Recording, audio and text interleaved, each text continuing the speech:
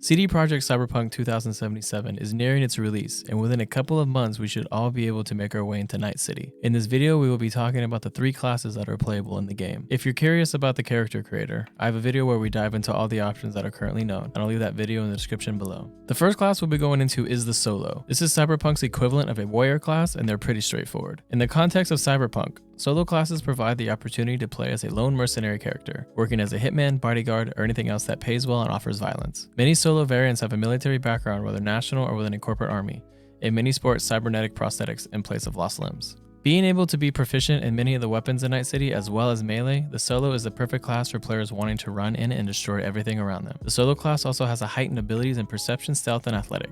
Perception and athletics makes sense, but the heightened stealth ability is kind of odd to me. If the Solo is a style for in-your-face action, who's going to want to have extra stealth ability? Players in the Solo class want to break down doors and fire thousands of rounds into their enemies. They want to be seen, and when they are seen, they want to destroy everything around them.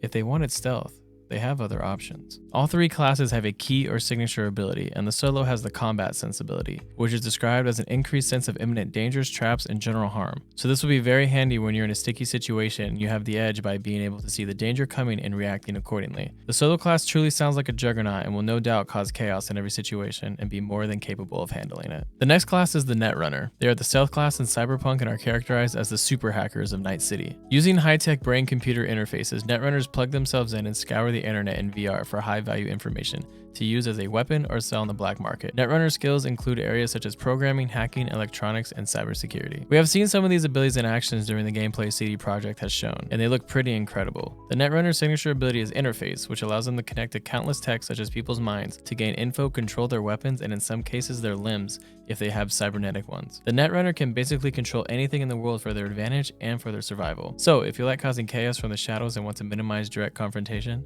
the Netrunner is for you. The final class we'll be going over is the Techie. I honestly don't know if they have a general class archetype, but in Cyberpunk, they're the Crafters. They are characterized by being slightly shady. They perform engineering and technical services on and off the record basis for clients from all walks of life. Their skills with building and modifying technology are in high demand in the neon-lit darkness of Night City, and their services extend to many types of tech as well as electronic security, installation, weaponsmithing, and teaching. So they create and upgrade anything in the game. This could be a very fun class to play, especially with people who like to tinker and mess with items in-game. I wonder if this class opens more doors in certain quests where instead of having to steal or get something, you could offer your techie skills in fixing or upgrading an item for them instead. The Techie has skills in building traps, technological sabotage, and they can also hack. The Techie also comes with a companion, Flathead, a bot that you can control.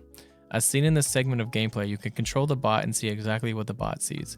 It can run on walls and go invisible. Who needs a Netrunner when you have this little guy to help you out? The Techie's signature ability is Jury Rig, which helps them achieve higher proficiency with improvised engineering. I see this working as if you have a low-tech rating and can't modify a weapon or whatever you're trying to do.